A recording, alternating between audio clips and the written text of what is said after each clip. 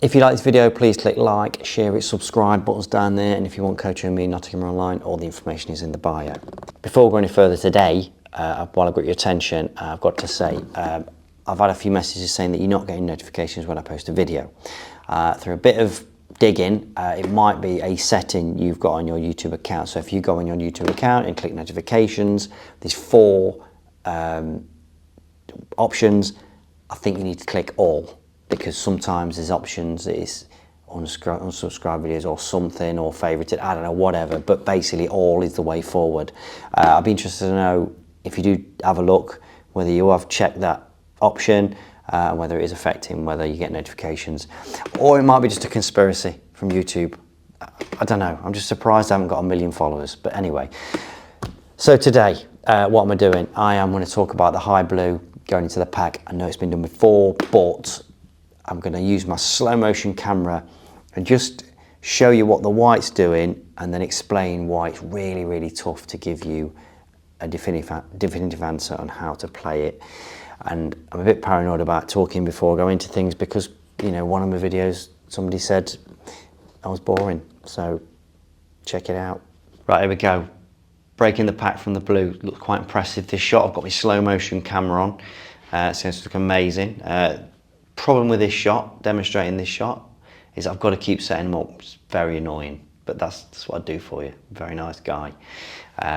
Softened since I made the max. Anyway, I think firstly, it's even called the wrong shot, to be honest. They say stun into the pink. It's not a stun shot, it's a screw shot. Stunning, you can stun into him, but if you stun into him, if you stun into that pink, you've got to catch the pink right full in the face, or else it will go towards these pockets. You'll lose the white, because ultimately what you're trying to do is go into the pack, split them, and try and put your white back around this middle of the table. So what you do, you have to put backspin on it, screw into it, hit the pink, and come this way, and I say back in the middle, and you've got more outs. Also, when you screw into them, it gives you a bigger area on the pink to hit. Because if you don't hit very full, obviously you're still going down there, whether you've got screw backspin on it or not.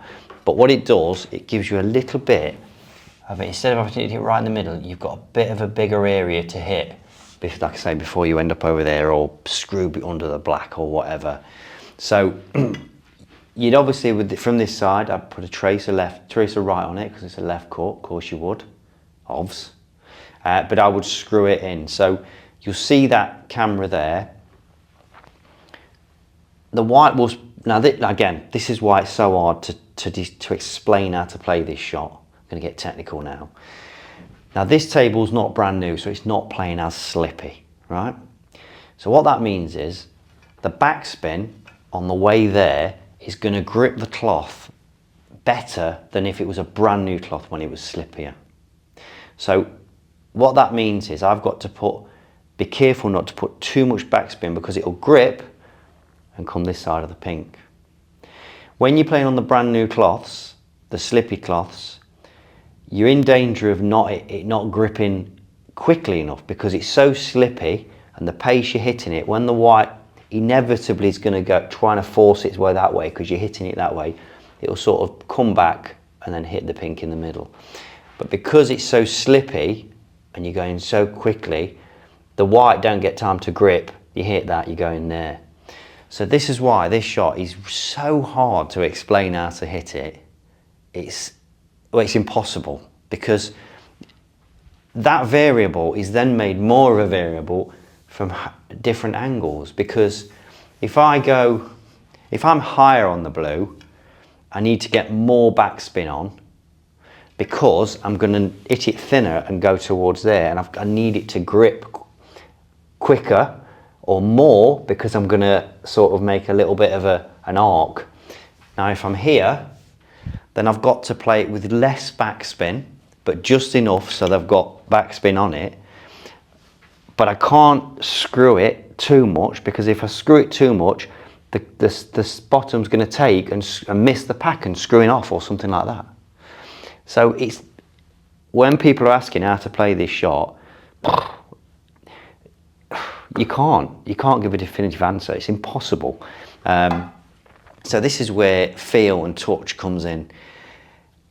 One thing that might help you is if you think about what's happening with the cue ball, and I know I push people towards this all the time, of what's happening with a white, think about how it's going to be reacting off the spin, and that can help you try and create that amount of spin that you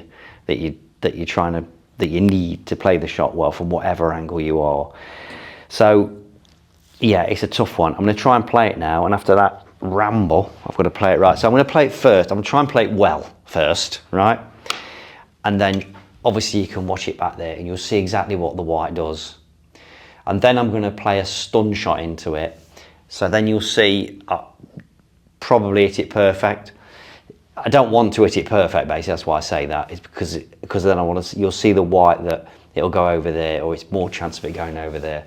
So I'm going to screw into them. I've got to get this right. Now, like I say, this table's playing a bit stickier, and what I mean by this is the slide's going, it's about ready for being recovered. So I have to be careful not to get too much bottom on it. In the tournaments, you're trying to get more on because you'll go that way, right? So this is about perfect angle. Let's try and play it well. Right, here we go. Smidge right, screw into it. Not too hard, but I've got to get some bottom on it, so. Oh, I'll take that. So you'd be happy with that. They've gone everywhere. The box has tied the black up, but you know, we go again. Have a look at this. Right, here we go, look. See, I've got backspin on that. When it's the pink, that backspin takes that white over there. It's quite aggressive backspin because it's slow motion, so yeah, you've got to get that backspin on, and that makes that area a lot bigger to hit, and you get a lovely, lovely split like that.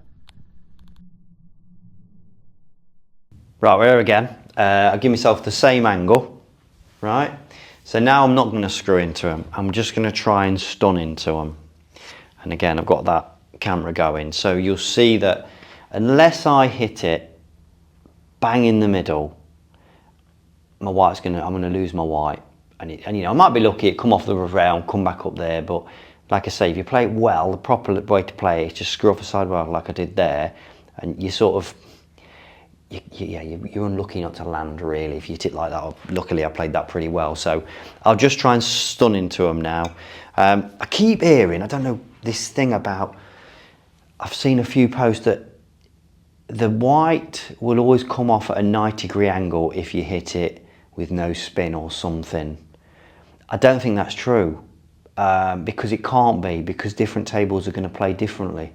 So a different slippiness or a different on the cloth is going to affect how it comes off the object ball. So to give like some, like, you know, like, oh, it always comes off at this angle, it doesn't. It really doesn't. I mean, that's why we're, you know, as pros, we're manipulating the heights a lot to get the white where it's going next, and we will learn what the table's doing to be able to find out how high or low we go to get a reaction off the object ball. So to say, right, it always comes 90 degree with this, nah, not for me. So I'm going to try and play the stun shot now. Right, I'm going to hit it quite hard, obviously, because I'm trying to, it feels odd, it feels weird playing it like this, because I would never do it, but anyway, right, here we go. So there's no sort of backspin or smudge, it's just a stun shot. Looking a bit right.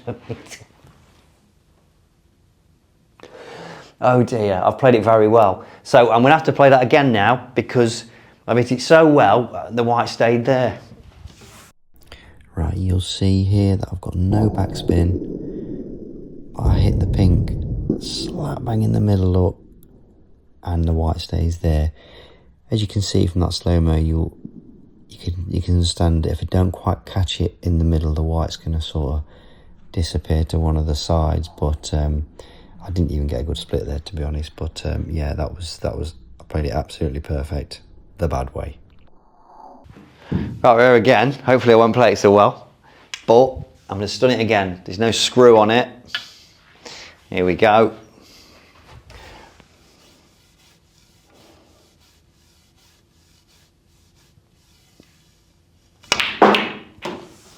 again. I can't believe it. I mean, I've got some right hand side on that, which has helped that stay there, but I'm going to try it again. Right, here we go. I've got that little bit of right look, no backspin, and a bit of the pink right in the middle again.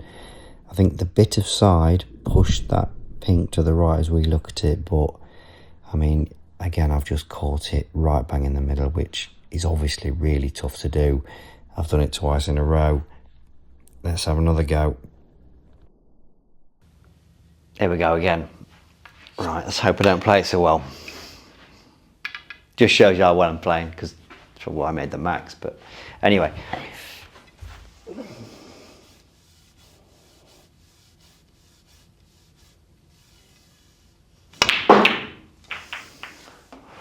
Right, so I think that well again.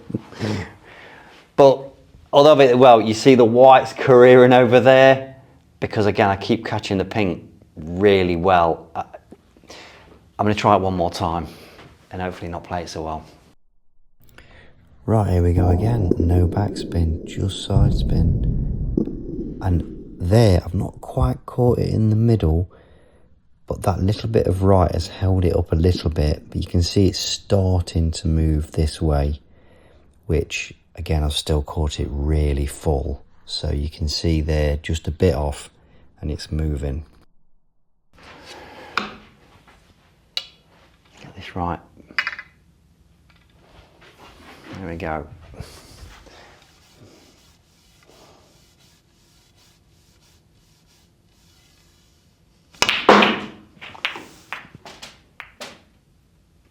So you see I didn't catch it right in the middle and of the pink, and the white's going to career over there. So, I mean, look, I haven't watched it slow back on slow mo. We'll watch all them shots back, but you'll see I don't think I've probably played that bad. Obviously, it's worked out badly. The white's gone over there, probably going off actually, but I think when you see that, watch that back, you won't see that big a difference in the ones that stayed there and then the way that white went over there. If I'd have had backspin, lots of backspin, again, that area on the pink is bigger, and that would have probably stopped it going over there.